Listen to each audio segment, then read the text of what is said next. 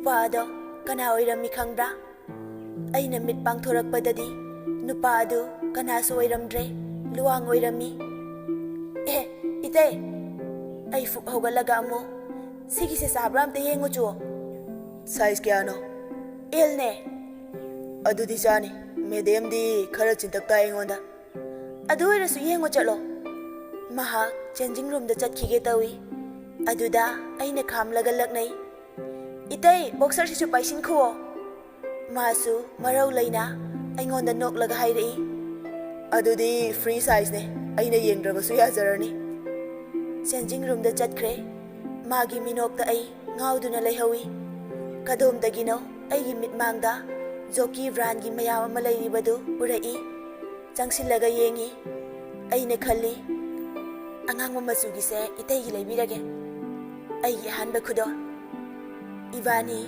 cash counter da bill piba lai aina lerakliba dressing adu mathakka thangatlaga thammi aina bag tu hangdokpada man hairei surme ai tawrage yarni mahakna bill adu piramle ibani su thorakle gari park taramliba mafam duda lai aina chatlambadagi leplaga hairami ite nungsa yam sadro mahak mamitu paini yenglaktuna hairei ai bhab dazare gari da leramo ai leibirage ai gari da famlaga mahakna tawribadu yengduna lei minute kharagi matungda aikhoi mazaibe magi favorite vanilla ice cream sida leijare phagani do manaw tomba he sorry te adudi yum mai kai panglu sido sanaya thangtaw thobiro adoi te surme nangbu kari amu walige haibane ai kapthora ura yenge ne amuk tabwa phanabu nungsini nasaktuga magi ni haiba khudi aina loina nungsijai mangondasu aina ingit fana yambi tawkhibani adubu khangbikhide aitana awaba oihaurai adubu kanagumbi amanadi aigidamakta wabiriba wahangdi kaya kayani thorakliba adumakbu amukta paukhum punamak phangbasisu thoidokna magul lairoitra ningjai aigi wakhal lalabra aina haibadu munna khaluko isagi decision amma lepada kanagi su makha pulhangano luangdu hoi haibagi ingita marau laina noglai gari start tawro chalasidana phagani do angang mingambi gari haba hojikida angang gaidi harakano surma do iche kaujarasune tasenkidi aina hanbani hanubaro nangba karan do torokono chumna tongo do ai wa gamta haijaroi ko masu gari do adum thawi aisu tumina adum tonglaga leire ai wakhal sum khalambadagi nokthokiba khanghaude nokthokluraga gyan tarai kaidore surme twin singje sono chui haije chumhandoiro nangna ichi da tamthoki hore ki halibani ne nangida leibi horone nayum yorobani na itai nang lam henjano aidi iche da hekta haido kadawni luangdu aingonda michi khachilaga makhutuna hairei aduga masu gari thauraga chatkre magi minoktuna aibu hanjin hanjin ngawhanduna lakhibani aishu harauna momon tawraga yumda changlai thongdu hangdoklaga aina ichebu kauduna changlai iche kaida lege nangbo imana chairei hai angang maro kaigino nangna koilaw lawribada tumin irenjana khakhiba yadabra aise wa ngangbada kharadi kengbani saklon hongbasu yamna thui ho aina mathakta kakhat khadine makhada mukum thaba tandoiba adui swaida leibrana hana kaurini asi hairaga ai mathakta prap kakhatli ichedu journal ama paraga leirami iche nangla exam paraga leirabo nasangamde hairadi kharasu pothaba yai nangsu nangdi college atkhraga kaino yam leithara iduna siwa se tokse adui sarukne yam nokningba wari ama tambige aina ngasai gi thodok adu loina chithadabida lithoi mangangna nangonda surma kaina kaurei ni na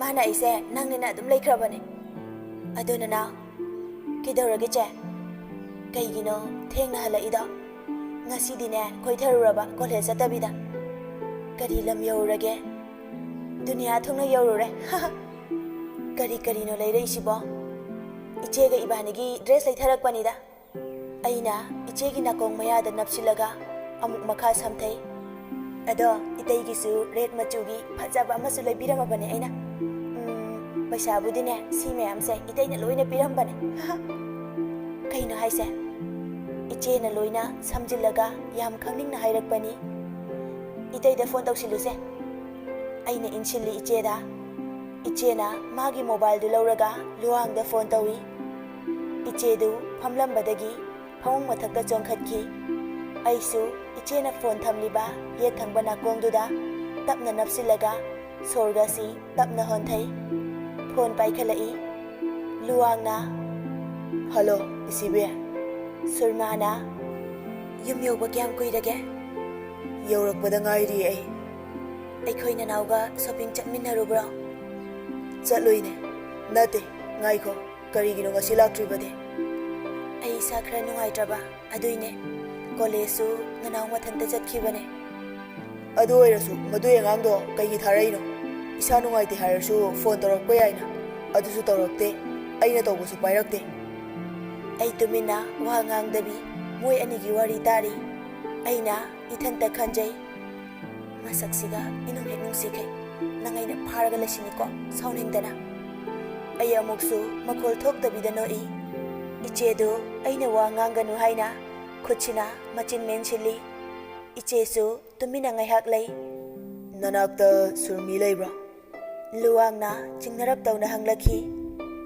kaidoroge tumi lerdi surma ichega aigasi wakhal dia mana jabani ichena haife saubagi matau ulaga hai kaishu tawde ibani unafam dubu aina nanawda kamai haidoino ai thamora ado surmi leibra haiba leite ithanta lei aina coffee thakninge haibagi coffee semba makhada gumki madu yangangdo mawong amani ko nanawna kaidora ino ngasai shopping chatpada manganga thengnai aduda mahara nang sari mangangsu adum thajakhrabane aduwado mangangda hairunuko ichena haido khidanaba wa melhawi luangna haidai ado nangbu kai oina ngamdrino thibong laubagi leinani haibirakani ne amo mi itudabu adumai haigadroiba baltil lamje ngarangdo moro khra henjin khraba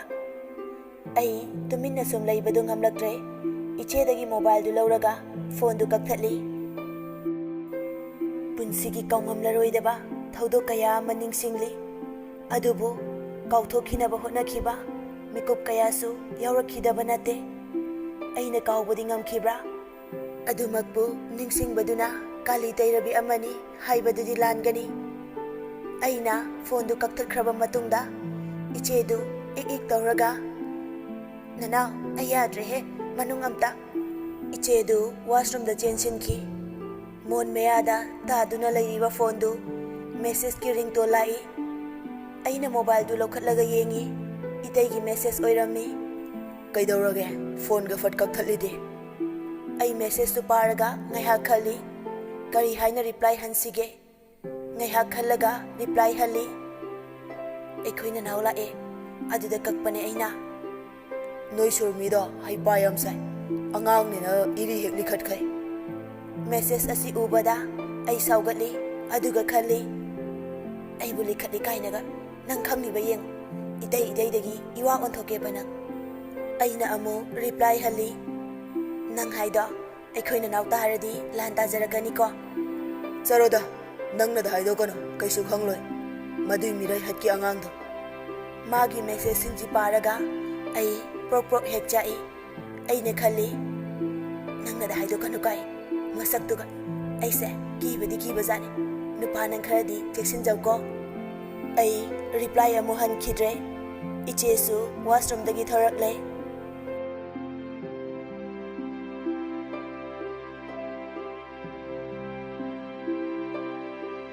aikhoi yumgi kamal room dani aikhoi pabunga aikhoi punna cha thakli ai aikhoi pabungna famli ba sofa dugi mataida naplaga famli cha du amura anirak jinglaga aina pabungda aigi khut oisina lengolaga hai pabo aina haibado kahba yade ko Nate, aduk yamba seldubo, karida sinnadoino nangbo. $500 khattane, piyu ko pabwa. Paisa gidi araibani ni cha tombe. Noine, lang phang tawganu ko. Ichega igabu lamyam hen badawna, ha? Asi hairaga, ay paithoaga, ngaihak lay. Aduga, icheda onsilaga. Iche, aikoy kada changkhrasi lao, masi koktang manglemse, yam nungside ay. Ay, asum na hek pabungda oina jaduna, lakna jay. Adubu, aikoy imana chayduna hairei. Tampana, hey, nangbu na pada, adum na nganganu hairaba natro ayna. Ayna, ho ay di pabungda haijabani khangabro, palem saktibi, nangbu aikoy pabungna karida yenglaga lawro ino khangjade aydi. Tampana, masi de fuge de he masi. Imana aibu fuge na tawri. Adubu, pabungna aigi iteng panglai. Manglemna, nacha nupina laknaraga, mama nang na sauridubo. Ha, awoy ba nang se, thaina, thidi thirambani ko. Aina sel khara paijarambagi, khara ke naudana laibagi, aduk phaja thokpagi wani ko. Imadu, aibu fuge tawrambadu, pabungda amu onsenkre. Tampana, babasu adugadi hainaroisi, sakthi bi aigidamakta, kasardane, angawba samulam sa oikhibado, kahurabro. Manglemna, balo hai, angang mamangda, ikai daba taunune, mama nangbo. Tampana, ho ikai drisibu, airo babaro. Tanjaduda, aikoi tamo chausu sanglai. Karino, aikoi imungsibu, ikai khangdaba yam yawnarabo. Aikoi tamo chauna, changlakpaga hairakpani. Aina, tamo chaugi bektu paibiraga, magi makhutta konsilaga hai. Tamo chau, aigi chocolate kada. Ichan gibo karigi lairaktane. Tamo chaudu icheda onsilaga amo. Nangbo bartilam jele pabo. Ichedu nokfe tawraga. Haujikidi kaishu tawdre. Horen gidi khangdre tamo chau. Aikoi imungi miyoi pumnamakna. Aibu luna loinabi. Imanadi aibu khara ngangbi. Adubu aibu nungsidabagidi nate. Aigi ingaw ngawjaba. Ngangni ngangoi khangdaba itaududa karida soikigadege khanduna wajabani. Ai imabu yam nungsi, mama nungsidaba macha leiramgadrane. Ngasisu makoi pumnamakpu ningsingli. Thamoi kanbi oiduna mit jejet oisilaga singnaduna hingli ichagidama. Aduga karigidama ipamlamdam oiriba aigi poknafam New Yorkta amu hanna jatkharoi khankriba. Ay ngasisu kaudre, tamo chauna machan aibu kayagi matik khanjai haiba. Machan aigidama aigi tamo chauna taubo ngamloidaba leitre. Adubu aina karigidama tamo chaubu inakta lakanu haina thingliba. Aibu tamo chauna warauramgadra. Adumakbu aigi anam kanbi mataudo mahaksu khanglibani. Adunasu lakhidabani. Tha thawan michakum nungsina yengjaribi machanupibu magi mapuroibana thawoi bidre tabada mabungduna kari khalamgani masana saurakpa tabani. Adumakbu ai nupi oijarabasu aingonda lalakpadi sungya yaroi. Aigi mangda tariba awa nungai pumnama ai thauna fana mayoknagani. Aina lankhidabagidama ai khongfam chena lepasu ngamkhibani. Achumbagidama ai ngasisu khongfam thiri. Nupini haiduna nupana khoina tuhatpiduna thamba yagadabi. Nupi adudi aidi oiroi. Nungsibagi tawbimal khangdaba thamoidu aina warauroidabagi marambu karino. Ngasisu warauri ningamdabadi fauri ninghannabadi yadri. Punsigi lanmi ama oiri. Aina tamo chaugi makhutu chinglaga magi kada pusilaga mana litliba kotu lauthokpi. Kotu lauthokna aina hairami. Tamo chau, kinom haige. Hairone, kaigino adu koiridubo. Paisa kita piyoba ichega ibanigi kaino kita laigeba. Adugi oire kayano nangna pamlibo. Khangde adudi. Fare nangi account dane ai hapirage. Aina tamo chauda chena konsilaga. Thank you tamo chau. Tamo chau na ingonda nungsina yenglaga hairei. ꯅꯪꯒꯤ ꯍꯧꯅꯕꯤ ꯑꯉꯝ ꯑꯔꯥꯏ ꯈꯪꯗꯕꯤꯗꯣ ꯇꯧꯒꯅꯨꯀꯣ ꯅꯣꯏ ꯑꯅꯤꯒꯤ ꯈꯟꯕꯗ ꯇꯥꯃꯣꯆꯧ ꯌꯥꯝ ꯋꯥꯏ ꯑꯩꯅ ꯋꯥ ꯊꯩꯗꯣꯛꯂꯒ ꯇꯥꯃꯣꯆꯧꯗ ꯂꯛꯅꯩ ꯑꯗꯣ ꯇꯥꯃꯣꯆꯧ ꯏꯃꯥꯒ ꯄꯥꯕꯨꯡꯒꯅ ꯍꯥꯏꯅꯔꯤꯕ ꯅꯨꯄꯤꯗꯣ ꯅꯁꯥꯅ ꯈꯣꯏꯗꯥꯖꯔꯕꯣ ꯇꯥꯃꯣꯆꯧꯅ ꯅꯣꯛꯐꯦ ꯇꯧꯅ ꯏꯀꯥꯏꯔꯞꯁꯨ ꯇꯧꯅ ꯏꯃꯥꯅ ꯁꯤꯟꯕ ꯊꯕꯛꯅꯦ ꯌꯥꯕ ꯇꯥꯕꯅꯦ ꯍꯧꯖꯤꯛ ꯎꯅꯔꯨꯏꯅꯦ ꯑꯩꯅ ꯁꯥꯎꯍꯟꯒꯦꯅ ꯂꯛꯅꯔꯨꯏ ꯅꯪꯕꯨꯗꯤ ꯌꯥꯕ ꯅꯠꯇꯅ ꯀꯔꯤ ꯎꯄꯥꯏꯅꯣ ꯄꯥꯈꯪ ꯑꯔꯤꯕꯣ ꯇꯁꯦꯡꯕꯒꯤꯁꯨ ꯄꯥꯕꯨꯡꯅ ꯏꯆꯦꯒ ꯏꯕꯥꯅꯤꯗꯁꯨ ꯇꯣꯏꯅ ꯍꯥꯏꯈꯤꯕ ꯂꯩꯔꯕꯅꯤ ꯑꯦꯡꯒꯦꯖ ꯃꯦꯔꯦꯖꯀꯤ ꯆꯠꯅ ꯀꯥꯡꯂꯣꯟ ꯑꯃ ꯑꯩꯈꯣꯏ ꯐꯦꯃꯤꯂꯤꯒꯤ ꯑꯣꯏꯅ ꯂꯩꯖꯩ ꯑꯗꯨꯃꯛꯄꯨ ꯅꯝꯍꯥꯗꯨꯅ ꯃꯆꯥꯁꯤꯡꯗꯨꯕꯨ ꯃꯣꯏꯅ ꯄꯥꯝꯕ ꯃꯐꯝꯗ ꯊꯥꯖꯕꯒꯤ ꯋꯥꯐꯝꯗꯤ ꯅꯠꯇꯦ ꯆꯦꯟ ꯆꯣꯡꯕꯗꯨ ꯌꯥꯗꯕꯈꯛꯅꯤ ꯇꯥꯃꯣꯆꯧꯗꯨ ꯁꯥꯎꯕꯒꯤ ꯃꯍꯨꯠꯇ ꯋꯥꯍꯪ ꯑꯣꯏꯅ ꯍꯪꯂꯛꯏ ꯑꯩꯁꯤꯕꯨ ꯌꯥꯝ ꯂꯤꯔꯕꯣ ꯍꯥꯍꯥ ꯄꯥꯈꯠꯂꯤꯔꯣ ꯇꯥꯃꯣꯆꯧ ꯀꯩꯁꯨ ꯂꯤꯗꯦꯗ ꯅꯆꯟꯅ ꯐꯥꯒꯤ ꯇꯧꯕꯅꯦ ꯊꯣꯡꯖꯤꯟꯗ ꯂꯦꯞꯄꯒ ꯏꯆꯦꯅ ꯍꯥꯏꯔꯛꯏ ꯅꯅꯥꯎ ꯅꯪ ꯊꯣꯔꯛꯑꯣ ꯌꯥꯔꯦ ꯇꯥꯃꯣꯆꯧꯗ ꯋꯥꯔꯝꯂꯅꯤ ꯉꯥꯏꯍꯥꯛꯇ ꯄꯣꯊꯥꯍꯜꯂꯣ ꯑꯩꯅ ꯇꯥꯃꯣꯆꯧꯗ ꯑꯣꯟꯁꯤꯜꯂꯒ ꯇꯥꯃꯣꯆꯧ ꯀꯣꯐꯤ ꯁꯦꯝꯂꯛꯀꯦ ꯇꯥꯃꯣꯆꯧꯒꯤ ꯕ꯭ꯂꯦꯛ ꯀꯣꯐꯤ ꯇꯥꯃꯣꯆꯧꯅ ꯅꯣꯛꯐꯦ ꯇꯧꯔꯒ ꯁꯦꯝꯂꯨꯔꯣ ꯑꯗꯣ ꯆꯤꯅꯤꯗꯣ ꯇꯣꯉꯥꯟꯅ ꯄꯨꯔꯛꯑꯣ ꯍꯣꯏ ꯇꯥꯃꯣꯆꯧ ꯑꯁꯤ ꯍꯥꯏꯔꯝꯂꯒ ꯑꯩꯅ ꯏꯆꯦꯒꯤ ꯃꯈꯨꯠꯇꯨ ꯆꯤꯡꯂꯒ ꯄꯨꯔꯛꯏ ꯀꯤꯆꯟ ꯃꯅꯨꯡꯗꯅꯤ ꯀꯨꯏꯔꯔꯣꯏ ꯏꯅꯝꯃ ꯂꯥꯛꯑꯗꯕꯅꯦ ꯇꯥꯃꯣꯆꯧꯒꯤ ꯀꯣꯐꯤ ꯁꯦꯝꯕꯤꯕꯒ ꯐꯪꯂꯔꯣꯏꯗꯕꯅꯦ ꯏꯅꯝꯃꯅ ꯂꯣꯏ ꯇꯧꯈ꯭ꯔꯗꯕꯅꯦ ꯑꯩ ꯈꯗꯥꯡ ꯇꯧꯔꯒ ꯂꯩ ꯏꯆꯦꯅ ꯀꯣꯐꯤꯗꯨ ꯁꯦꯝꯂꯤ ꯑꯩꯅ ꯑꯃꯨꯛ ꯏꯆꯦ ꯆꯤꯅꯤ ꯍꯥꯞꯀꯅꯨ ꯍꯥꯏꯕꯅꯤꯀꯣ ꯇꯣꯉꯥꯟꯅ ꯄꯨꯔꯛꯑꯣ ꯍꯥꯏꯕꯅꯦ ꯏꯆꯦꯅ ꯆꯩꯔꯛꯏ ꯌꯥꯔꯦꯀꯣ ꯅꯪ ꯋꯥꯔꯝꯂꯅꯤ ꯄꯣꯊꯥꯖꯔꯨꯔꯣ ꯑꯩꯅ ꯀꯔꯤꯒꯤ ꯀꯣꯐꯤꯁꯦ ꯑꯩ ꯄꯨꯈ꯭ꯔꯒꯦ ꯏꯆꯦ ꯄꯣꯊꯥꯔꯨꯔꯣ ꯑꯩꯅ ꯀꯣꯐꯤꯗꯨ ꯏꯆꯦꯗꯒꯤ ꯂꯧꯔꯒ ꯇꯥꯃꯣꯆꯧꯒꯤ ꯀꯥꯗ ꯆꯪꯂꯛꯏ ꯇꯥꯃꯣꯆꯧ ꯁꯤꯗ ꯂꯩꯔꯦ ꯊꯝꯃꯣ ꯅꯪꯁꯨ ꯄꯣꯊꯥꯖꯔꯨꯔꯣ ꯑꯩꯁꯨ ꯀꯥꯗꯒꯤ ꯊꯣꯛꯂꯨꯔꯕꯅꯤ ꯑꯃꯨꯛ ꯍꯟꯖꯤꯜꯂꯒ ꯑꯗꯣ ꯇꯥꯃꯣꯆꯧ ꯉꯁꯥꯏ ꯍꯥꯏꯅꯈꯤꯕꯗꯣ ꯁꯣꯏꯕ ꯌꯥꯔꯣꯏꯀꯣ ꯑꯩꯕꯨ ꯏꯆꯟ ꯑꯅꯤꯅ ꯍꯥꯏꯕꯗ ꯇꯧꯈꯤꯗꯕ ꯀꯔꯤ ꯌꯥꯎꯈ꯭ꯔꯒꯦꯅꯦ ꯑꯗꯨꯕꯨꯗꯤ ꯌꯥꯎꯗ꯭ꯔꯤꯗ ꯑꯗꯨꯗ ꯍꯟꯗꯛꯀꯤꯁꯤꯗꯤ ꯁꯣꯏꯕ ꯌꯥꯗꯕꯅꯦ ꯑꯗꯨꯒꯤꯅꯤꯗ ꯑꯩ ꯇꯥꯃꯣꯆꯧꯒꯤ ꯀꯥꯗꯒꯤ ꯊꯣꯔꯛꯂꯦ ꯑꯗꯨꯒ ꯏꯆꯦꯒꯤ ꯀꯥꯗ ꯏꯆꯦꯕꯨ ꯀꯧꯔꯒ ꯂꯥꯛꯏ ꯏꯆꯦ ꯀꯥꯏ ꯆꯠꯈ꯭ꯔꯕꯅꯣ ꯃꯗꯨꯏ ꯅꯨꯄꯤꯗꯨꯅ ꯁꯣꯏꯗ꯭ꯔꯦ ꯇꯧꯔꯝꯂꯅꯤ ꯑꯩ ꯏꯆꯦ ꯊꯣꯔꯛꯄ ꯉꯥꯏꯕ ꯑꯣꯏꯅ ꯉꯥꯏꯍꯥꯛ ꯐꯝꯃꯤ ꯉꯁꯥꯏ ꯏꯆꯦꯅ ꯄꯥꯔꯝꯕ ꯖꯔꯅꯦꯜꯗꯨ ꯉꯥꯏꯍꯥꯛ ꯌꯦꯡꯉꯤ ꯉꯥꯏꯍꯥꯛ ꯌꯦꯡꯂꯒ ꯕꯣꯔꯤꯡ ꯆꯨꯕꯗꯒꯤ ꯂꯪꯊꯣꯛꯈꯤ ꯑꯩ ꯁꯨꯝ ꯐꯝꯂꯝꯕꯗꯒꯤ ꯉꯁꯥꯏ ꯃꯉꯥꯡꯅ ꯄꯤꯔꯝꯕ ꯅꯣꯠꯕꯨꯛꯇꯨ ꯅꯤꯡꯁꯤꯡꯂꯛꯏ ꯑꯗꯨ ꯂꯧꯔꯨꯔꯒ ꯑꯃꯨꯛ ꯌꯦꯡꯉꯛꯏ ꯏꯃꯣꯟ ꯍꯦꯛꯃꯣꯟꯈꯩ ꯂꯣꯏꯅꯕ ꯅꯨꯡꯉꯥꯏꯈ꯭ꯔꯕ ꯏꯃꯥꯟꯅꯕꯅꯦ ꯑꯩꯈꯣꯏꯒꯤ ꯀꯣꯔꯁꯇꯨꯗ ꯃꯩꯇꯩ ꯃꯆꯥ ꯌꯥꯎꯔꯤꯁꯦ ꯃꯥꯒ ꯑꯩ ꯈꯛꯇꯅꯦ ꯃꯣꯟꯖꯕꯒꯤ ꯋꯥꯅꯤ ꯃꯁꯛꯇꯣ ꯍꯦꯛ ꯌꯦꯡꯕꯗ ꯌꯥꯝ ꯍꯣꯠ ꯑꯣꯏ ꯃꯁꯥ ꯃꯎꯒ ꯂꯣꯏꯅ ꯐꯤꯠ ꯑꯣꯏ ꯌꯦꯡꯕ ꯅꯨꯡꯉꯥꯏ ꯃꯥꯒꯤ ꯃꯤꯉꯝꯗꯕ ꯃꯇꯧꯗꯨ ꯌꯦꯡꯕꯗ ꯅꯨꯡꯉꯥꯏꯕ ꯑꯃꯗꯤ ꯐꯥꯎꯕꯅꯦ ꯑꯗꯨꯕꯨ ꯑꯃꯨꯛꯁꯨ ꯃꯥꯒꯤ ꯃꯇꯧ ꯃꯥꯟꯗꯕ ꯇꯧꯊꯣꯔꯛꯄ ꯑꯃ ꯌꯥꯎꯔꯤ ꯑꯗꯨꯗꯅꯦ ꯑꯩꯅ ꯃꯣꯟꯇꯠ ꯍꯥꯏꯔꯤꯁꯦ ꯅꯅꯥꯎ ꯀꯩꯅꯣ ꯃꯨꯔꯨꯝ ꯁꯣꯜꯂꯤꯗꯨꯕꯣ ꯏꯆꯦꯅ ꯀꯧꯔꯛꯄꯗ ꯑꯩ ꯈꯪꯄ꯭ꯔꯩ ꯈꯪꯉꯤ ꯏꯆꯦ ꯀꯩꯅꯣ ꯇꯞꯅ ꯀꯧꯕ ꯌꯥꯗꯕ꯭ꯔꯣ ꯀꯔꯤ ꯃꯣꯟꯗ꯭ꯔꯪ ꯁꯥꯟꯅꯔꯤꯅꯣ ꯅꯪꯒꯤꯗꯨꯕꯣ ꯏꯆꯦ ꯈꯪꯍꯟꯕ ꯌꯥꯗꯦ ꯑꯩꯅ ꯑꯁꯤ ꯍꯥꯏꯔꯒ ꯏꯆꯦꯕꯨ ꯆꯦꯠꯅ ꯀꯣꯟꯁꯤꯜꯂꯤ ꯑꯗꯨꯒ ꯅꯨꯡꯁꯤꯕꯅ ꯑꯩꯒꯤ ꯏꯆꯦꯁꯦ ꯄꯨꯟꯁꯤ ꯆꯨꯞꯄ ꯊꯥꯗꯣꯛꯄ ꯉꯝꯂꯔꯣꯏ ꯏꯅꯥꯛꯇ ꯂꯦꯡꯗꯅ ꯊꯝꯗꯣꯏꯅꯦ ꯏꯆꯦꯅ ꯑꯩꯕꯨ ꯂꯛꯅꯔꯛꯏ ꯀꯔꯤꯒꯨꯝꯕ ꯑꯩꯅ ꯌꯨꯝ ꯄꯥꯟꯈ꯭ꯔꯕꯗꯤ ꯀꯝꯗꯧꯕ ꯑꯗꯨ ꯑꯣꯏꯔꯒꯅ ꯑꯩꯁꯨ ꯏꯆꯦꯒꯤ ꯐꯤꯖꯤꯗ ꯌꯥꯜꯂꯒ ꯏꯇꯩꯒꯤ ꯃꯔꯨꯝ ꯊꯨꯞꯅ ꯍꯤꯡꯕ ꯇꯥꯔꯦꯗꯅ ꯑꯁꯤ ꯍꯥꯏꯔꯒ ꯏꯔꯥꯡ ꯄꯨꯕꯤ ꯑꯃꯒꯨꯝ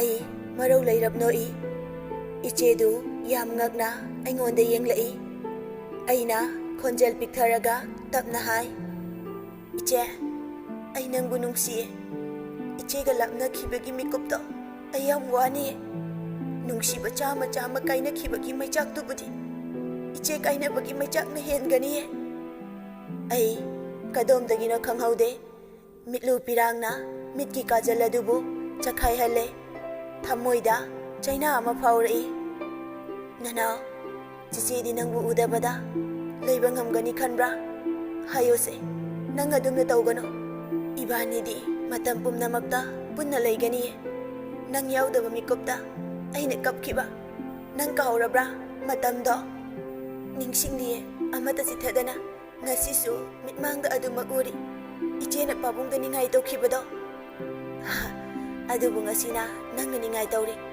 ꯄꯥꯕꯨꯡꯅ ꯌꯥꯕ ꯌꯥꯗꯕ ꯏꯆꯦꯅꯗꯤ ꯌꯥꯔꯤꯀꯣ ꯏꯆꯦꯅ ꯃꯤꯠꯀꯤ ꯄꯤꯗꯨꯕꯨ ꯇꯩꯊꯣꯛꯂꯒ ꯅꯣꯛꯐꯦꯠ ꯇꯧꯅ ꯍꯥꯏꯔꯛꯈꯤꯕꯅꯤ ꯑꯩꯅ ꯋꯥꯔꯤ ꯃꯈꯥ ꯇꯥꯔꯔꯣꯏꯁꯤ ꯍꯥꯏꯕꯒꯨꯝ ꯇꯨꯕꯠ ꯍꯦꯛꯇ ꯁꯝꯖꯤꯜꯂꯤ ꯑꯩꯗꯤ ꯅꯤꯡꯉꯥꯏ ꯇꯧꯖꯗꯦ ꯏꯆꯦꯅ ꯈꯤꯠ ꯍꯦꯟꯖꯤꯜꯂꯤ ꯃꯇꯥꯡ ꯆꯥꯕ ꯍꯥꯏꯒꯗ꯭ꯔꯥ ꯃꯉꯥꯡꯗꯨ ꯑꯩꯉꯣꯟꯗ ꯐꯣꯟ ꯇꯧꯔꯛꯏ ꯃꯉꯥꯡꯅ ꯇꯥꯕ꯭ꯔꯣ ꯁꯨꯔꯃꯤ ꯑꯩꯅ ꯇꯥꯏꯌꯦ ꯀꯔꯤ ꯍꯥꯏꯒꯦ ꯅꯣꯏ ꯆꯦꯗ ꯅꯪꯒꯤ ꯅꯣꯠ ꯁꯤꯟꯕꯤꯔꯒ ꯑꯩꯅ ꯄꯤꯈꯤꯕꯅꯦ ꯏꯆꯦꯅ ꯄꯤꯔꯛꯑꯦ ꯊꯦꯡꯛꯌꯨ ꯃꯉꯥꯡ ꯑꯗꯣ ꯀꯩꯗꯧꯔꯒꯦ ꯀꯣꯂꯦꯖ ꯂꯥꯛꯇ꯭ꯔꯗꯤ ꯑꯩꯁꯦ ꯂꯝꯖꯦꯟ ꯑꯃ ꯌꯥꯎꯔꯒ ꯂꯩꯔꯕ ꯑꯗꯨꯒꯤ ꯂꯥꯛꯇ꯭ꯔꯤꯅꯦ ꯏꯆꯦꯗꯨ ꯉꯁꯥꯏꯗꯒꯤ ꯑꯩꯒꯤ ꯅꯥꯀꯟꯗ ꯐꯝꯂꯤꯕꯅꯤ ꯃꯈꯣꯜ ꯊꯣꯛꯅ ꯅꯣꯛꯂꯛꯏ ꯃꯉꯥꯡꯅ ꯅꯣꯏ ꯆꯦꯔꯣ ꯌꯥꯝ ꯍꯥꯎꯇꯅ ꯅꯣꯛꯂꯤꯁꯦ 이제도 마기 와두다 아무까 해는 녹토라이 아이나 마네 그이더러게 너희는 녹리드와 아이부 거리 떠크러게 녹닝바 아이는 녹바 캉라가 그시 떠오데 숨 녹닝베이네 망앙나 하 아도 거리 람제노 콜레스 락방 암다가이 타와야도 야우리두바 아이 녹바 캉나바 호나바다 마닝롬다기 복라우비 콩레이 ꯑꯩ ꯋꯥ ꯉꯥꯡꯒꯦ ꯇꯧꯔꯝꯕꯗꯨ ꯇꯨꯃꯤꯟꯅ ꯂꯩꯔꯦ ꯃꯉꯥꯡꯁꯨ ꯃꯈꯣꯜ ꯇꯥꯔꯕ ꯃꯥꯜꯂꯤ ꯃꯥꯅ ꯍꯥꯏꯔꯛꯏ ꯑꯦꯇꯣꯝ ꯕꯣꯝ ꯇꯥꯔꯛꯈꯤꯕ ꯃꯥꯜꯂꯦ ꯅꯣꯏ ꯑꯗꯥꯏꯗꯣ ꯑꯩ ꯀꯤꯖꯔꯦ ꯊꯝꯖꯍꯧꯔꯒꯦ ꯑꯩ ꯏꯀꯥꯏꯕꯩꯔꯥ ꯅꯣꯛꯅꯤꯡꯕ ꯍꯦꯜꯂꯛꯄꯩꯔꯥ ꯈꯪꯗꯦ ꯐꯣꯟꯗꯨ ꯐꯠ ꯀꯛꯊꯠꯂꯤ ꯑꯗꯨꯒ ꯏꯆꯦꯒ ꯏꯕꯥꯅꯤ ꯄꯨꯛꯂꯤ ꯇꯠꯄ ꯃꯈꯩ ꯅꯣꯛꯂꯤ ꯏꯃꯥ ꯆꯪꯂꯛꯇꯨꯅ ꯉꯥꯡꯂꯛꯏ ꯅꯣꯏꯅꯦ ꯍꯤꯒꯠꯄ ꯍꯦꯟꯃꯟꯗꯅꯅꯦ ꯅꯌꯥꯗꯣ ꯆꯧꯔꯅꯤꯀꯣ ꯅꯣꯏ ꯑꯅꯤ ꯑꯃꯅꯁꯨ ꯍꯦꯟꯗꯦ ꯑꯃꯅꯁꯨ ꯇꯥꯗꯦ ꯕꯥꯇꯤꯟ ꯀꯣꯟꯕꯤ ꯅꯪ ꯑꯃꯁꯨꯅꯦ ꯆꯦꯟꯕꯗ ꯋꯥꯗ꯭ꯔꯤꯕ꯭ꯔꯣ ꯈꯤꯒꯠꯇꯅ ꯂꯩꯔꯨꯗꯨꯕꯣ ꯄꯨꯝꯅ ꯅꯤꯜꯂꯦ ꯅꯣꯏ ꯑꯅꯤꯅ ꯂꯥꯡꯕꯗ ꯏꯃꯥꯅ ꯍꯥꯏꯔꯛꯏ ꯅꯆꯤꯟ ꯅꯅꯥꯎ ꯉꯁꯥꯏ ꯀꯔꯤ ꯀꯔꯤꯅꯣ ꯁꯦꯝꯅꯤ ꯍꯥꯏꯔꯝꯗꯥꯏꯅꯦ ꯁꯦꯝꯃꯨ ꯂꯥꯛꯑꯣ ꯏꯃꯥꯁꯨ ꯆꯥꯛ ꯊꯣꯡꯒꯠꯂꯒꯦ ꯑꯁꯤ ꯍꯥꯏꯔꯝꯂꯒ ꯏꯃꯥꯗꯨ ꯀꯨꯝꯊꯈ꯭ꯔꯦ